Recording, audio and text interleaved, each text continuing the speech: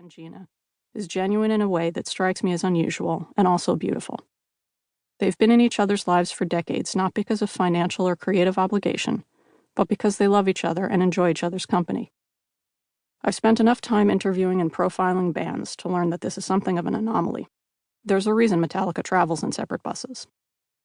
The Lunachicks story isn't just about a punk band. It's also about friends who will never leave each other's sides, and the implications their sisterhood has had on the people they endeavor to be in this world. It's just one of the many reasons that from now till whenever, the Lunachicks will forever be Worcester. Jeanne Fury. Prologue. Drop your fucking pants right now! We thought it was business as usual. The five of us were stumbling sweaty and half-naked around a cruddy, airless dressing room trying to dry off after rocking the crowd's ass sideways. The floor was strewn with bits of stage clothes, leopard print tights, some enormous old lady bras, tutus, knee socks, what have you. Our makeup was reduced to watery skid marks across our flushed faces. All we could think of was cooling down so we wouldn't faint, or shit ourselves, or both. Theo wrestled a giant blonde wig from her head while joining Gina, Cindy, and Squid in peeling off as many articles of clothing as quickly as possible and drying off with bar towels. The unofficial after-show look was basically tutus and tatas.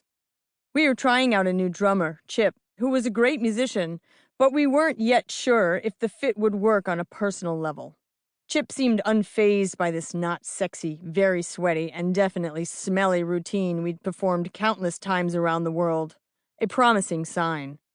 Tonight, May 20th, 1993, it was in Southend, which is like the Staten Island or Jersey Shore of England. In that moment, as we ran around the club's dressing room in various states of nakedness, something was very, incredibly off. Every one of us felt it. Chip walked up to the mirror that was curiously built into the wall, stared at it, and walked out of the room to see a line of guys slinking out of the adjoining office. Cindy called it two-way mirror. Whoever was next door had a 4-by-5-foot clear open view into our dressing room, and they were watching us dress and undress all night. No fucking way. Chip picked up a chair and hurled it into the mirror, smashing it to shards. We threw on whatever clothes were closest to us, which happened to be our stage stuff, and bolted out into the club to confront the last guy leaving the office, who happened to be the owner. We surrounded the dumb schmuck in a circle like a pack of wolves, except we were wearing crooked bras and tutus, and had pigtails in our hair and blackout on our front teeth. We went off. We were 5 clowns in tutus. I imagine from his perspective, it was like we got larger and more looming, frightful and trippy with every moment, like inflatable lawn ornaments on acid. Chip grabbed a bar stool and held it over this guy's head. He was trying to be like, I'm sorry. I'm ripping the guy to fucking shreds, turkey necking right up close in his face, screaming, drop your fucking pants right now! We were seething, threatening the guy's fucking life. He dropped his pants. I kind of straight-armed about 10 pints of beer off the bar. Then I realized they couldn't do anything to us. We had an advantage. So I went back into a storage room that was filled with expensive stage lighting and amps and sound equipment. And as the owner of the place watched, I just stood there staring at him and picked up piece by piece and smashed it on the floor. Good times, good times.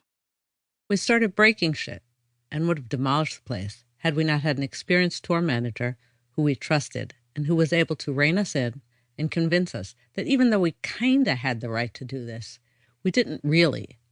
Even if somebody fucks you over like this, you can't actually burn down the building because you will still get in trouble. But we did the best we could. We were on fire, blindly enraged and fearless. After his pants came down, we dispersed and there was a general smashing of everything. I remember destroying whatever else was left in the room and a fit of wild cackling and then getting the fuck out of there. After the whole thing was over, we were all back in the dressing room and Squid goes, "That's it, Chip. You're joining our band." We hadn't yet decided as a group, but it was so apparent to all of us that Squid just went ahead and said it. And we were like, yeah, well, of course. Chip was one of us. I was very proud when they asked me to join the band after that. We were hoping to get the hell out of Southend without further incident, but our publicist had other plans.